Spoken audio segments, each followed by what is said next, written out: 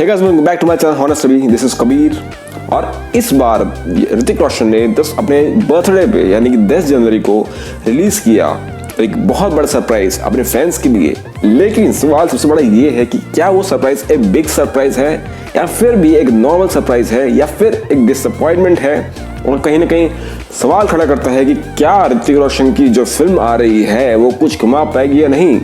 So let's begin.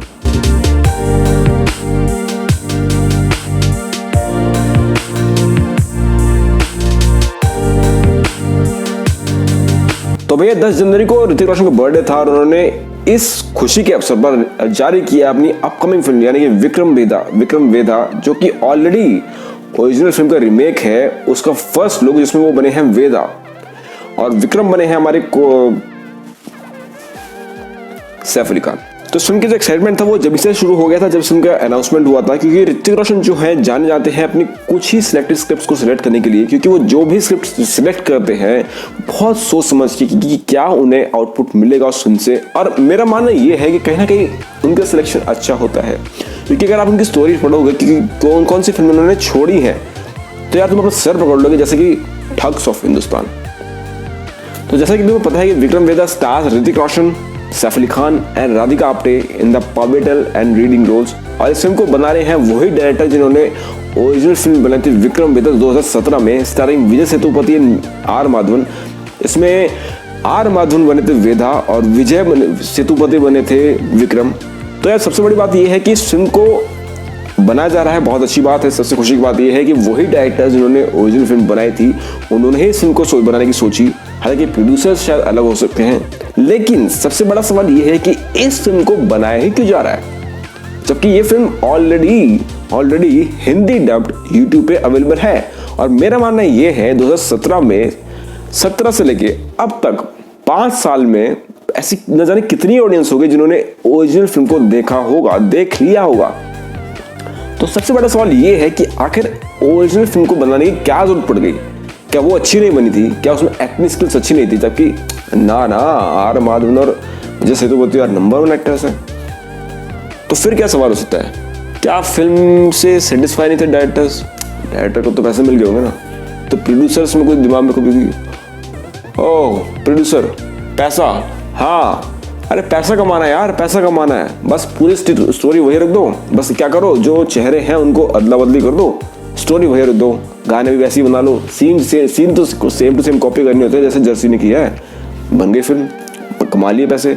और एक काम करो, स्टार कास्ट में वो चेहरे ले लो जो जाने माने हैं, जिनके नाम से ही ऑडियंस थिएटर में आ जाती है। ऋतिक रोशन, ग्रीक गॉड, सैफ अली खान, अरे ले लो नवाब साहब है। तो भैया इस तरह मेरे ख्याल से कुछ स्टोरी बनाई गई होगी, कुछ माइंडसेट हुआ होगा प्रोड्यूसर्स का। उन्होंने सोचा होगा कि इस फिल्म को दोबारा बना देते हैं हिंदी में, और बना भी दिया है। हालांकि जो अब मैं बात करूं फर्स्ट लुक की जो ऋतिक रोशन ने जारी किया है, ऋतिक सर लुक्स मेस्मराइजिंग। उनका हर एक अवतार, हर एक कैरेक्टर मुझे हमेशा भाता है और इस बार भी वो वेदा के कैरेक्टर में लग रहे हैं। लेकिन असलियत क्या है वो फिल्म देखने के बाद ही पता चलेगा कि क्या उन्होंने उस रोल को बखूबी निभाया है या नहीं है। क्या उन्होंने, क्योंकि वेदा का जो रोल था वो ऐसा रोल था जो हंसा के गुदगुदा के अपने दुश्मन को मारता था। तो क्या ऋतिक रोशन उस चीज में फिट बैठेंगे या कहीं ना कहीं कास्टिंग में कंफ्यूजन है? क्या ऐसा हो सकता था कि सैफ अली खान बन सकते थे वेदा और ऋतिक रोशन बन सकते थे विक्रम? या हो सकता है कि यार डायरेक्टर्स ने कुछ सोच समझ के, कास्टिंग डायरेक्टर्स ने कुछ सोच समझ के ही इन दोनों को इनके रोल्स में रखा हो। अब ये सब तो चीजें जो है ये फिल्म देखने के बाद ही पता चलेंगी। I think that release date of this film is finalised as 30th of September 2022। But again it raises a question कि क्या ये फिल्म बॉक्स ऑफिस पे उतना कमाल कर पाएगी, क्योंकि यार ऐसे नजर कितनी ऑडियंस है जिन्होंने इसको हर एक लैंग्वेज में देख लिया है। हालांकि इसकी जो ओरिजिनल लैंग्वेज है उसमें सब देख चुके हो। It's a well renowned film और हिंदी में अवेलेबल है। तो यार जो मजा ओरिजिनल फिल्म में होता है वो कभी भी रीमेक में नहीं आ पाता। वो फील कभी भी किसी भी फिल्म में आप चाहे इसको 10 बार बना लो वो चीज कभी आ ही नहीं पाएगी। जो छाप होती है ऑडियंस के दिमाग में ओरिजिनल को लेकर वो कभी भी किसी भी रीमेक से नहीं जा सकती। तो मेरा मानना तो ये है कि ये फिल्म एक बॉक्स ऑफिस डिसअपॉइंटमेंट भी हो सकती है, ये एक बॉक्स ऑफिस सक्सेस भी हो सकती है, but only for north Indians, क्योंकि मुझे नहीं लगता कि इससे ज़्यादा ये फिल्म कमा पाएगी।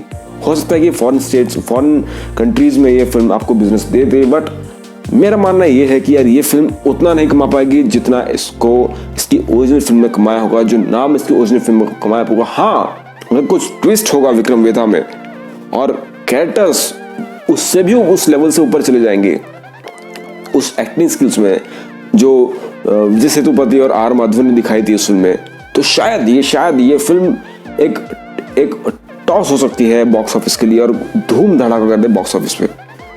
So guys, this was my review for this. Ritesh looks mesmerizing, but yet raises a question: will it be a box office success again for Hrithik Roshan? Till then, अगर आपको इसका लुक पसंद आया तो please let me know in my comment section, and if you are new to this channel, you have to subscribe this because new videos are on their way. Thank you so much.